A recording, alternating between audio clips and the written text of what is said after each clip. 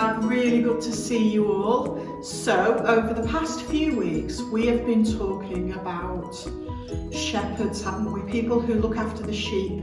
And who are the sheep? We are. And who is the good shepherd? It's God, isn't it? And then God asks our leaders and our teachers and our parents all to be shepherds for the sheep as well.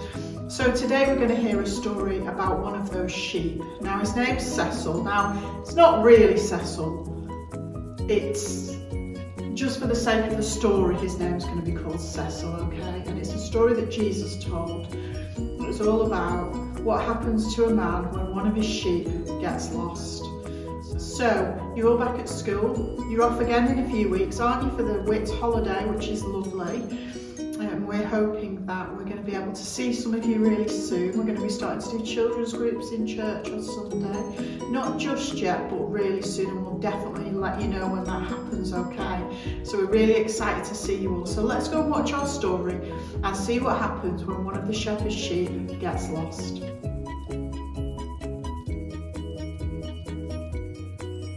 What sort of animals do we think this man has? Rabbits? Nope, he doesn't have rabbits. Giraffes? Well, he might have giraffes, but they don't get a mention in this story. What about sheep? Yes, he has sheep. This man has 100 sheep, including one called Cecil. One day, Cecil was daydreaming. Boring, boring, boring. All I do is hang around with sheep, eat grass, wander down to the river for a bit of a drink and eat more grass. Maybe I could run away and get a bike. Or I could join a band. Cecil looked to his right. Cecil looked to his left. He jumped over his rock and Cecil hid. From behind the rock he snuck behind the tree. And from behind the tree he ran over the hills to the mountains. Yes, the mountains.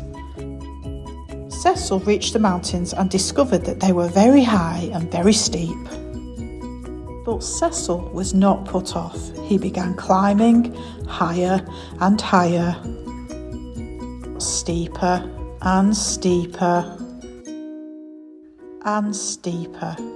He climbed and climbed until he couldn't climb up and he couldn't climb down. Cecil was stuck. Cecil sat on the edge of the ledge and started thinking. I could shout for help, but what will happen if the shepherd finds me? He might whack me with a big stick, crack. Then grab me by the leg and drag me home, bump, bump, bump. And tie me to a tree without any dinner. Back home, the shepherd was counting his sheep.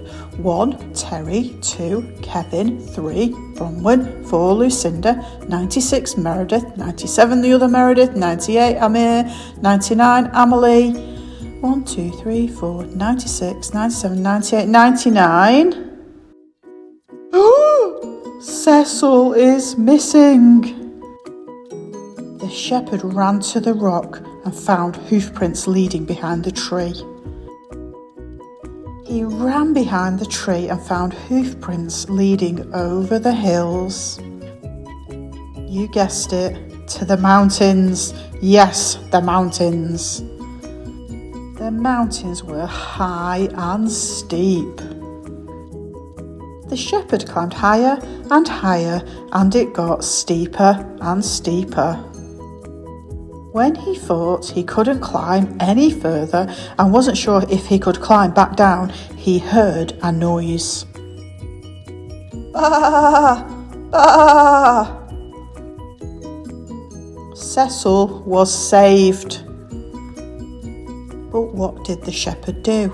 Did he whack Cecil with his stick? Crack! No!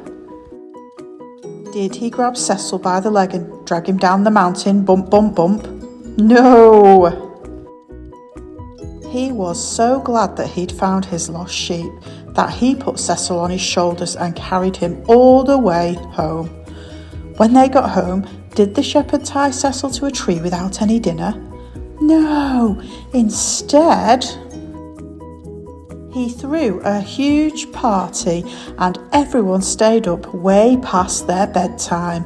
Cecil the lost sheep had been found.